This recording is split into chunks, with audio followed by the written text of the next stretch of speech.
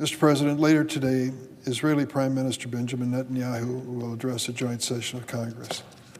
I believe this invitation to speak was ill-timed and one which the Prime Minister should have had the good sense to decline. But if there's one thing we know about Prime Minister Netanyahu, is that he never misses an opportunity to further his political agenda. Let me be clear. There are nations and proxy groups that seek to destroy Israel, and that is not something we can or ever should take for granted. We've seen this with horrific slaughter by Hamas on October 7th, the subsequent Iranian missile barrage, the ongoing attacks by Hezbollah, and the continuing holding of innocent Israeli hostages, including Hirsch Goldberg Poland, with ties to my state of Illinois. That is why I have long supported helping Israel in its self-defense. But let me also make clear that support for Israel's right to exist is not a blank check for extremist policies of Prime Minister Netanyahu. Even before the October attack, Netanyahu was pursuing a deeply troubling agenda, compelled by his self-interest desire to hold together his far-right coalition and avoid legal problems. He enabled illegal settlement expansion, entertained outrageous proposals to annex the West Bank, advanced policies that would have undermined Israel's judicial independence, and ignored any long-term vision for peace with the Palestinians. Pressure from Israel's friends, including President Biden, to rethink those policies was often brushed aside or manipulated to create domestic political support in Israel. Tragically, it's been clear for years that neither the current Israeli nor the current Palestinian leadership has a vision or political will to find a lasting peace for two people, with tragic consequences. Shortly after the October 7th attack by Hamas, many of us warned our Israeli friends to learn from our own mistakes we made in the fog of rage and pain following September 11th, 2001.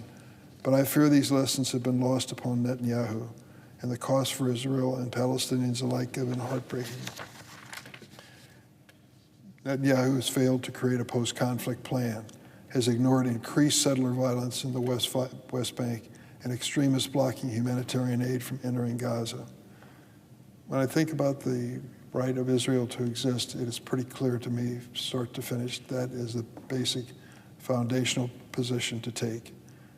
The right to defend themselves, of course. October 7th was proof positive that that's necessary. But you take a look at the course of the war in Gaza ever since. 39,000 innocent Palestinians have died. 90,000 have been injured. The scenes that come back to us from what is happening in Gaza are heartbreaking. To think what these children are dying of famine and starvation because they stopped the shipments of humanitarian aid into Gaza in a regular, orderly way.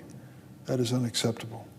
In the end, I fear the devastating civilian toll in Gaza will not only be judged a moral and humanitarian calamity, but a likely strategic failure by the Israelis as well. I have long supported a two-state solution for Israel and the Palestinians.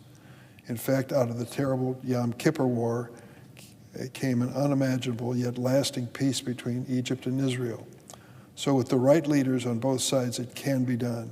And the United States has a responsibility for a renewed push on all sides toward this goal, one in which Israel and Palestinian children can once and for all live together in peace and dignity.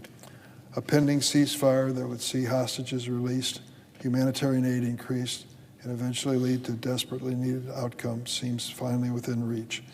Last night, at the invitation of Ben Cardin, our colleague from Maryland, I met with some of the hostage families here in the Capitol.